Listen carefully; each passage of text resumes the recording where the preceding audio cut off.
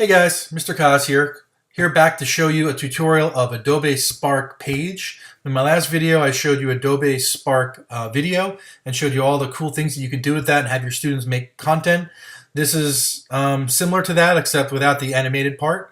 So let's get started. So once you sign in, it's going to take you to the My Projects page. That's kind of like your central hub. You can see I have my one that I created about my baby girl, just born in May of this year, Eleanor Sheila Kozlowski. And so we're going to go here, we're going to create a new product. And instead of video like we created last time, we're going to create page. This is going to be able to help you to make web stories, great for photo journals, event recaps, portfolios, catalogs, and more. Really, you're only limited by your imagination or your students' imagination and their creativity with this. And it's a great way for your students to tell their story or tell the story of something they're learning about and show their learning in a visual way. And so let's get started. We're going to create. And I'm just going to walk you through the steps of what you're going to do when you create one. And then I'm going to show you a really an exemplar work so you can see what this can do. So for add title to your main slide, we can just put demo. You can add a subtitle. You can add a picture. So once again, like in Adobe Spark Video, you can choose from some of your apps, Dropbox, Google Photos. You can go to Find Photos where you'll find fair use photographs that you don't have to worry about copyright issues, or you can upload from your computer. So let's go here. I'm going to pick field. I spelled it wrong, so let's do it again. Okay, so let's find a nice pretty picture we can have for our background. There we go. That's going to be our background image. All right, and so let's go to let's scroll down a little bit. And now we can come here and we can see what other things we can add to our Adobe page. We can add photos. So let's say we pick this photo down here, and that's going to be our default is going to be just like a smaller picture. Of course, when you click on the photo, you can choose inline, which is this. You can fill the entire screen. You can add a caption.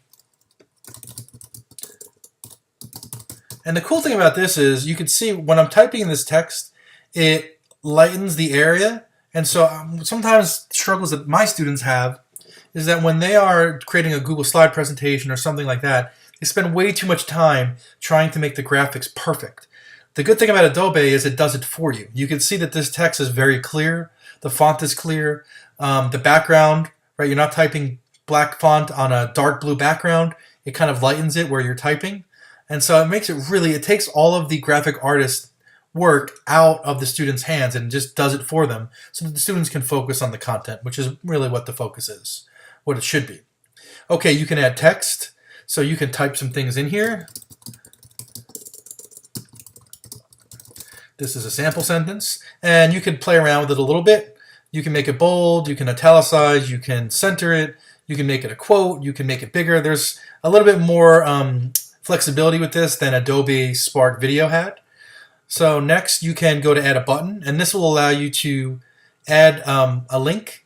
So this will be the button text. Say you wanted to add a link. I have a link set up here from a Progressive Era website.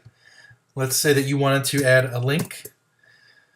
And let's center it. And so when people go through your product or your page, they're going to be able to click on this and it will take them outside of the website.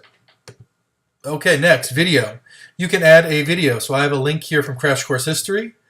All set up, and you're going to click this, paste it in there, and for some reason it takes 2 times. I don't know why. But now the second time's the charm, and you can see the video can be watched directly in there. It embeds it in your Adobe page. Okay, next you can add a photo grid. So let's say you wanted to add a couple pictures here. Here we go. We can see that it's automatically sizing them. So we have 4 pictures now, and there's going to be 4 evenly spaced pictures. Now we have 5. So this takes all of the design element out of the students' hands, which isn't necessarily a bad thing because they're still designing. They're still choosing their pictures. They're still choosing the content that goes in it. It's just they're spending less time sizing and resizing and finding the perfect ratio to make it look pretty. This does that work for you. Once again, so the students can focus on the content.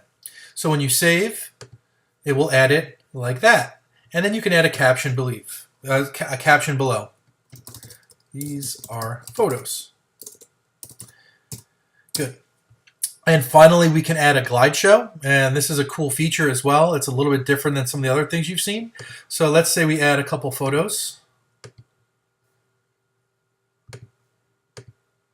Okay, and let's say we want to make these full size, full screen. Well, it's going to do that for us, but you can move, more or less, you can move these pictures up and down. And when it's finished, you're going to see it's going to be full screen pictures. So let's save. And you can see now our photos are full screen. And you can add captions in here to each photo. You can add photos to the photos, text, you can add a button, and you can add a video directly to these. One of the cool aspects of this is if you click on it, you'll see there's a focal point button, and that means you can focus on a very specific part of the photograph. So if there's a face there, you probably want to focus on the face. So when we're saved, you're going to see we can scroll through these.